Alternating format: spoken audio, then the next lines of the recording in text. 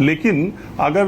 Rahul Gandhi JNG की बात कर रहे हैं, लोकतंत्र बचाने के लिए संविधान के वो विपक्ष के नेता हैं और बार बार वो चूंकि चुनाव आयोग और वोटों की हेराफेरी की बात कर रहे, एक एटम बम उन्होंने जिसको कहा था वो आया, उसके बाद एक छोटा एटम बम लेके फिर आए, अभी हाइड्रोजन बम लेके आने वाले। वो विपक्ष के नेता हैं, उनका काम है, वो चुनाव आयोग से लगातार सवाल पूछ रहे हैं, उनके सवाल कुछ हैं जिसके पूरी तौर से जवाब चुनाव आयोग ही दे सकता है और स्थिति को साफ कर सकता है।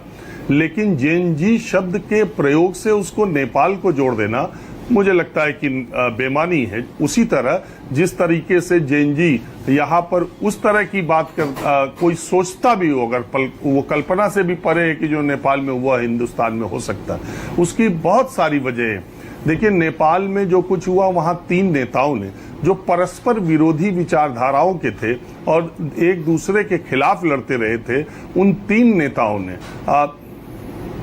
लगातार पिछले कुछ वर्षों से घूम फिर के वही प्रधानमंत्री बन रहे थे और वही लोग मिल रहे थे। और जब नेपाल की कांग्रेस और कम्युनिस्ट पार्टी वहां पर मिलकर के उन्होंने सरकार बना दी और फिर इसके बाद जो उनके तीसरे नेता हैं फिर उनके भी रास्ते खुल रहे थे, तब युवाओं का वहां पर, क्योंकि सत्ता के लिए वहां के विपरीत विचारधाराओं के लोगों ने सत्ता पर नियंत्रण के लिए हर दांव पेच अपनाए और उससे आम लोगों की जिंदगी में कोई परिवर्तन नहीं हुआ। और आप जानते हैं कि नेपाल में लंबे समय तक राजतंत्र रहा था और लोकतंत्र की लड़ाई वहां पर 3-3 बार लड़ी गई, 3-3 बार आया और उसके बाद तो वो उस राज्य की बात करना हमारे देश से तो एकदम बेमानी, बचकाना या फालतू जो भी कहिए, बकवास।